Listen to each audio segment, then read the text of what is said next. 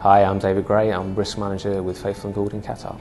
I'm Hugh Davis, Contract Specialist, working for Faithful+Gould in Qatar. Hi, my name's Ian Howard. I'm Head of Programme Control, working for Faithful+Gould in Qatar. Hi, my name's Catherine Green. I'm based in Qatar. I work as part of the HR team specialising in learning and development.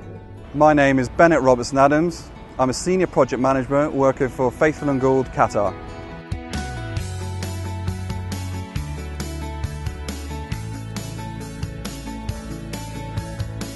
For a professional person wanting to come to Qatar, I think it offers wonderful opportunities to work on some of the most amazing, large-scale and complex projects in the region. Qatar are investing hundreds of billions of work to deliver a 2030 vision. This doesn't even include works associated with the potential World Cup in 2022. There's less rain than in Wales, which is a good start for a Welshman. Also, there's great exposure to high-quality work at the highest of levels.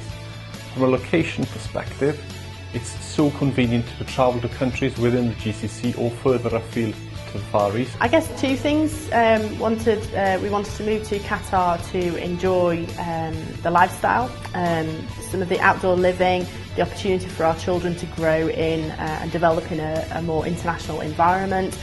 From a work point of view, it was working within an international company, one that I knew working in the UK, but one that would offer more challenges, a stretching environment.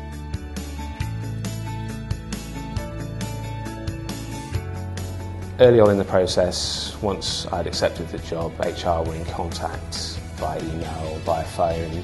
They arranged the flights to come out to Qatar. Once I got here, there was a driver who picked me up. From the time when we had to get our documents attested, which included degrees, birth certificates, marriage certificates, etc., to the shipping company arriving at our house to pack all of our goods, and then moving and relocating, paying for flights to come to Qatar, and putting us in accommodation which was centrally located in Doha.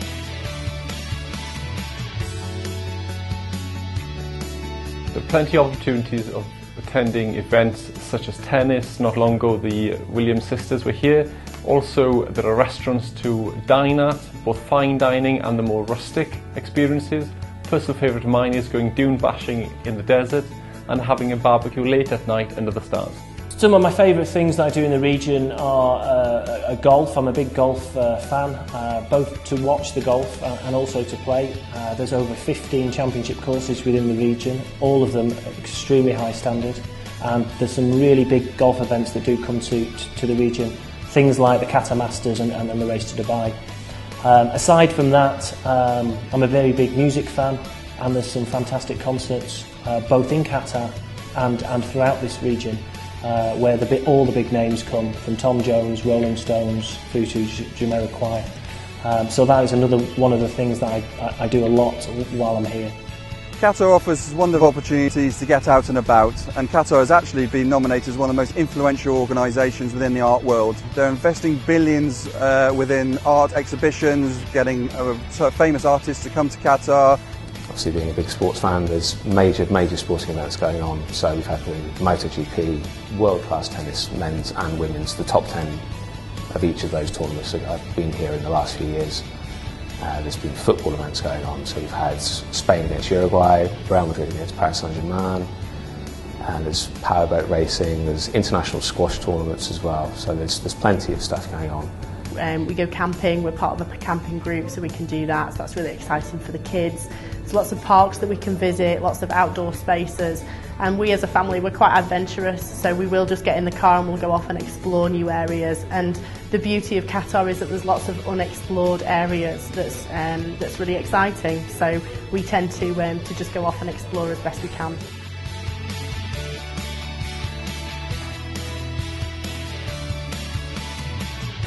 I think one common misconception is that Qatar is an intolerant society. That's completely false. If you have an understanding of expectations here and have a regard for requirements, then there should be no problem whatsoever. The other misconception is that if Qatar lose the 2022 World Cup, that there'll be no work. Qatar are investing into a 2030 vision which is going to cost hundreds of billions of dollars to deliver. Morgan Stanley have recently issued a report that says that the 2022 work only accounts for 16 billion. So there's a lot of work to go around. Working here is not a holiday. The working day is far longer than the UK, but that is compensated by the activities on offer.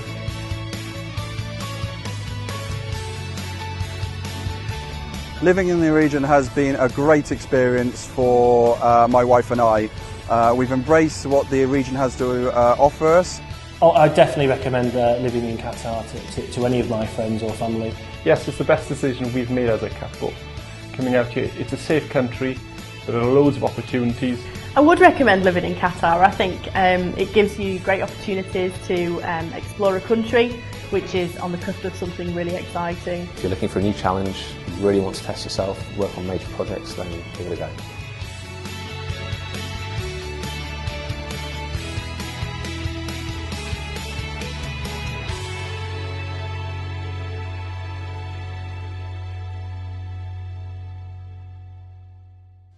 Thank you.